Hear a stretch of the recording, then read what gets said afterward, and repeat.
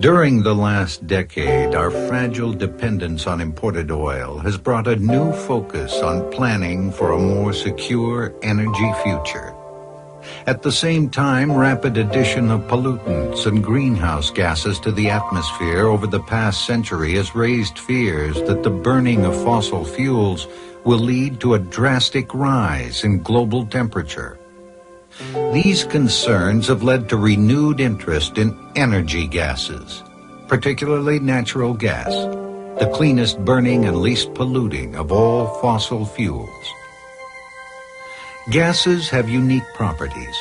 They are light, they flow easily. Under pressure, they compress and take up less space, but expand instantly when released. When cooled, they contract, and when heated, they expand. And some of them burn. These are the ones we call energy gases.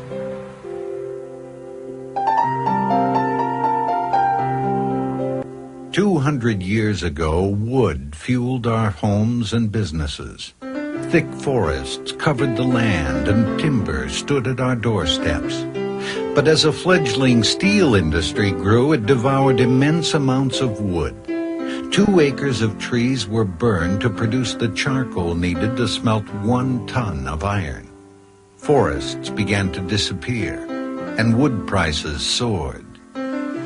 Coal began to fuel railroads and an expanding industrialized society. It was cheaper, cleaner burning, and more compact. Still, coal is bulky and expensive to transport. So early industrial development was limited primarily to the coal-bearing regions in the eastern United States. After the discovery of oil in Pennsylvania in the 1860s and the later Texas oil boom that began in 1901, the more convenient liquid fuels caught the public's attention and demand grew rapidly. When the automobile captured our vision and imagination, the future importance of oil was assured, and then guaranteed further by the advent of air transportation. Oil and gasoline underwrote an unprecedented, worldwide industrial expansion and 2 world wars. Today, our economy runs on oil, a commodity of immense strategic importance that fires international tensions while it fuels our society. We seem to have reached a critical point in our energy history. We're dependent on foreign oil, uncertain about the effect of fossil fuels on the atmosphere and our health, and struggling to find a balanced energy policy. To plot our way through this maze of problems that confront us, more than anything, we need clear information. Here, our focus is on energy gases, particularly natural gas, methane, a fuel that may help us move into a cleaner and more secure energy future. Over the past 200 years, we've replaced each dominant energy source, first wood, then coal, with a newer, cleaner, and more convenient fuel. We may well be in the early stages of yet another transition, this time from oil to natural gas. Natural gas now accounts for about 25% of our energy needs.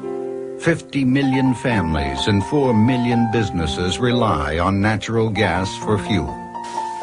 Natural gas also provides the intense heat needed for industrial processes.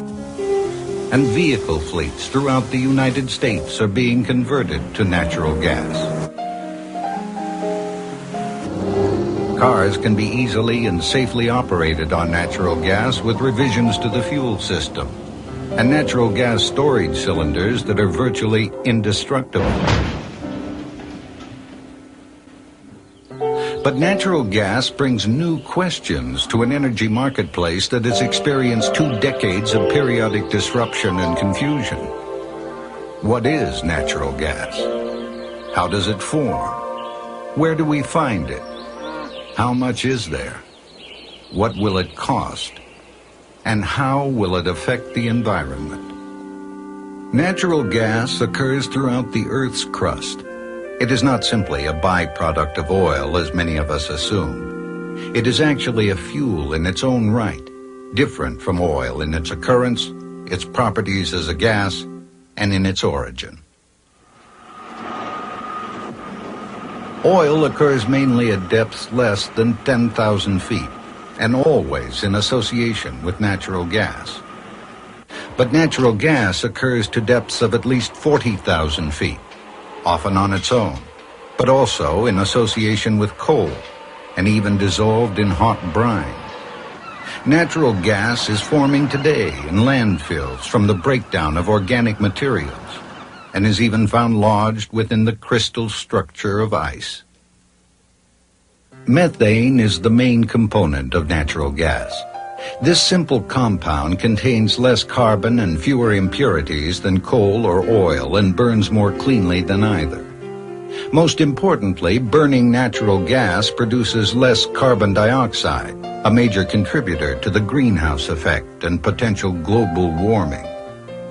Burning natural gas also adds fewer nitrogen compounds and almost no sulfur to the atmosphere, resulting in less of the acid rain and acid fog that are produced from the combustion of oil and coal. Like oil, natural gas is formed from organic materials contained in rocks. When these rocks are heated slowly in the earth or more rapidly in a test tube, the organic material breaks down, forming oil and natural gas. Unlike oil, however, natural gas is also produced from organic matter by the work of archaebacteria. These organisms occur in the earth almost everywhere that oxygen is absent, at least to temperatures of 97 degrees centigrade. Most oil and natural gas originate from the decomposition of plant materials that accumulate in lakes, marshes, and along the shores of oceans. At shallow depths, archaeas produce methane from these plant remains, sometimes in large amounts. As the sediment layers are buried, temperature rises. At depths of about 2 miles, heat begins to break the chemical bonds of organic molecules, forming oil and natural gas. As burial continues, temperature rises still higher. Oil becomes unstable, and only natural gas forms. Pushed by pressure and buoyancy, the oil and natural gas travel from their source, moving through the earth at perhaps a few inches per year. Some is trapped by dense layers of impermeable rock called seals. If enough pore space is available beneath the seal, a rich deposit of oil and gas may develop. Most oil and gas never gets trapped. Some remains in the source, while the rest moves to the surface. Natural gas enters the atmosphere, and oil turns to tar, or is decomposed by microorganisms. Much of the natural gas we have found was discovered during the intense ongoing search for oil. This oil-associated natural gas is known as a conventional resource because it can be tapped using standard techniques.